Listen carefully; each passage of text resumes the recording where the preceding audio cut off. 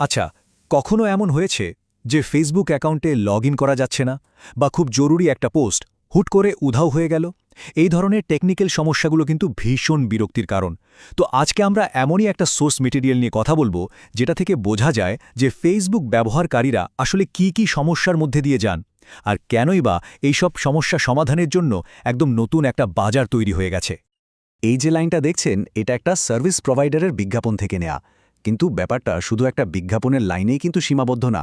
এটা আসলে এমন একটা দরজা খুলে দেয় যার পেছনে রয়েছে ব্যবহারকারীদের সমস্যা সমাধানের জন্য গড়ে ওঠা একটা আস্ত ইকোসিস্টেম।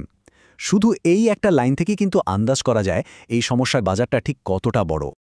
আমরা এই সোর্সটাকে ঠিক বিজ্ঞাপন হিসেবে দেখব না, বরং এটাকে একটা কেস স্টাডি হিসেবে ভাবা যেতে পারে। এটা যেন ব্যবহারকারীদের সবচেয়ে কমন সমস্যাগুলোর একটা ম্যাপের মতো। আর এই ম্যাপটাই আমাদের দেখাচ্ছে কেন থার্ড পার্টি ফিক্সার বা সমাধানকারীদের জন্য একটা বড়সড় বাজার তৈরি হয়েছে। তাহলে আসল প্রশ্নটা কি দাঁড়াচ্ছে? এই ধরনের সার্ভিসের অস্তিত্ব আমরা যে প্ল্যাটফর্মগুলো প্রতিদিন ব্যবহার করি সেগুলোর ব্যাপারে আমাদের কি বলে?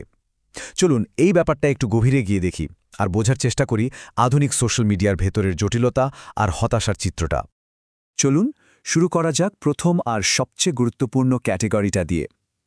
এগুলো হলো সেই ধরনের সমস্যা যা একজন ব্যবহারকারীকে তার নিজের ডিজিটাল জগৎ থেকেই যেন বের করে দেয়। মানে সোজা কথায় অ্যাকাউন্টের কন্ট্রোল বা নিয়ন্ত্রণ ফিরে পাওয়ার লড়াই। এখানে দেখুন অ্যাক্সেস আর সিকিউরিটি নিয়ে কিছু কমন সমস্যার একটা লিস্ট। এর মধ্যে কি আছে?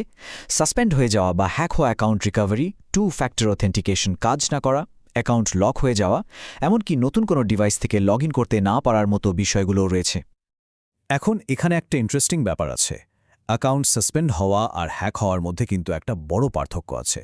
সাসপেনশনটা সাধারণত নিয়ম ভাঙার কারণে ফেসবুক নিজেই করে, মানে প্ল্যাটফর্মেই অ্যাক্সেস বন্ধ করে দেয়। আর অন্যদিকে হ্যাকিংয়ের ক্ষেত্রে বাইরের কেউ, মানে কোনো হ্যাকার, অ্যাকাউন্টের কন্ট্রোল নিয়ে নেয়। দুটোই কিন্তু মারাত্মক সমস্যা, কিন্তু দুটোর কারণ একদমই আলাদা।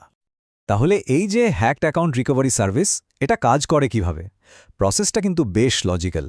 প্রথমে কনফার্ম করা হয় যে অ্যাকাউন্টটা আসলেই হ্যাক হয়েছে। এরপর পাসওয়ার্ড আর অন্যান্য সিকিউরিটি ফিচার বদলে ফেলা হয়। আর সবশেষে অ্যাকাউন্টের নিয়ন্ত্রণ আবার আসল ব্যবহারকারীর হাতে ফিরিয়ে দেওয়া হয়। এগুলো ছাড়াও কিন্তু আরও কিছু ছোটখাটো কিন্তু বিরক্তিকর সমস্যা আছে যা অ্যাকাউন্টে ঢুকতে বাধা দেয়। যেমন ধরুন, টু ফ্যাক্টর অথেন্টিকেশনের কোডই আসছে না, বা নতুন কোনো ফোন বা কম্পিউটার থেকে লগ করতে গেলেই ঝামেলা হচ্ছে। আচ্ছা, চলুন এবার পরের ক্যাটাগরিতে যাওয়া যাক। এবার আমরা এমন কিছু সমস্যা দেখব যা শুধু অ্যাকাউন্টের অ্যাক্সেস নিয়ে না, বরং প্ল্যাটফর্মে কোনো ব্যক্তি বা ব্র্যান্ডের ডিজিটাল পরিচিতি বা বলা যায় অনলাইন ইমেজকে প্রভাবিত করে। এই ক্যাটাগরির মধ্যে আছে ফেসবুক পেজ, গ্রুপ আর অ্যাড অ্যাকাউন্টের মতো পাবলিক অ্যাসেট নিয়ে নানা রকম সমস্যা।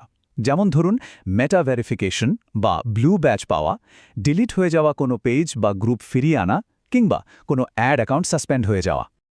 তো এই মেটা ভেরিফিকেশন জিনিসটা আসলে কি? এটা হলো একটা পেইড সার্ভিস, মানে টাকা দিয়ে সাবস্ক্রিপশন নিতে হয়। এর মাধ্যমে কোনো অ্যাকাউন্ট বা পেজের সত্যতা যাচাই করে একটা ব্লু চেকমার্ক দেওয়া হয়। কিন্তু মজার ব্যাপার হলো এই অফিসিয়াল প্রসেসটাও মাঝে মাঝে এতটাই জটিল হয়ে যায় যে এটার জন্য মানুষের বাইরের সাহায্য নিতে হয়। তার মানে সব মিলিয়ে ব্যাপারটা দাঁড়াচ্ছে একটা ডিলিট হয়ে যাওয়া গ্রুপকে বাঁচিয়ে তোলা থেকে শুরু করে একটা সাসপেন্ড হওয়া পোস্টের জন্য আপিল করা পর্যন্ত এই পুরো জার্নিটা বেশ কঠিন। অনলাইনে নিজের কথা বলার জায়গা আর কমিউনিটি টিকিয়ে রাখাটা আসলেই একটা বড় চ্যালেঞ্জ। বেশ, এবার আমরা চলে এসেছি আমাদের তৃতীয় ক্যাটাগরিতে। এখানে আমরা সেই সব ছোটখাটো কিন্তু খুবই বিরক্তিকর টেকনিক্যাল সমস্যাগুলো দেখব যেগুলো আমাদের সোর্সে উল্লেখ করা হয়েছে। এগুলোকে বলা যেতে করে the ghost in the machine, মানে সিস্টেমের ভেতরে ঘাপটি মেরে থাকা ছোটখাটো বাগ, যা রোজকার ইউজার এক্সপিরিয়েন্সটাকেই নষ্ট করে দেয়। চলুন এক ঝলকে দেখে নিই কি আছে এই তালিকায়। প্রথমেই ধরুন, মেসেঞ্জারটাই ঠিকমতো কাজ করছে না, মেসেজ যাচ্ছে না বা আসছে না। এটা তো ফেসবুকের একটা কোর ফাংশন, তাই না? এটাই যদি বিগড়ে যায় তাহলে তো পুরো অভিজ্ঞতাটাই খারাপ হয়ে যায়।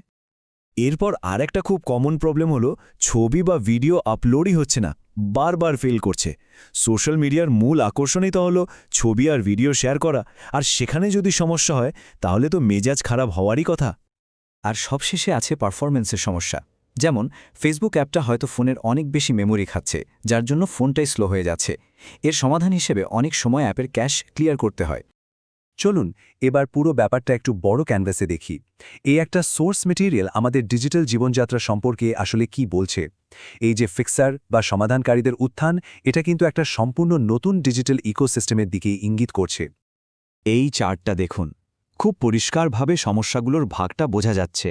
প্রায় 42%, মানে প্রায় অর্ধেক সমস্যাই হল অ্যাকাউন্ট অ্যাক্সেস আর সিকিউরিটি নিয়ে। 33% হল ডিজিটাল প্রেজেন্স বা পরিচিতি ম্যানেজ করা নিয়ে, আর বাকি 25% হল ওইসব ছোটোখাটো টেকনিক্যাল গ্লিচ। তো আসল কথাটা হলো, এই ধরনের সার্ভিসের প্রয়োজনীয়তা এটাই প্রমাণ করে যে আমরা যে প্ল্যাটফর্মগুলোর ওপর এতটা নির্ভর করি, সেগুলো দিন দিন এতটাই জটিল হয়ে উঠছে যে বহু ব্যবহারকারীর পক্ষে একা একা সব সমস্যার সমাধান করা সম্ভব হচ্ছে না। সব শেষে একটা প্রশ্ন রেখে যাই, আমাদের ডিজিটাল জীবন যত জটিল হচ্ছে, এই জটিল গোলকধাঁধায় আমাদের পথ দেখানোর দায়িত্বটা আসলে কার?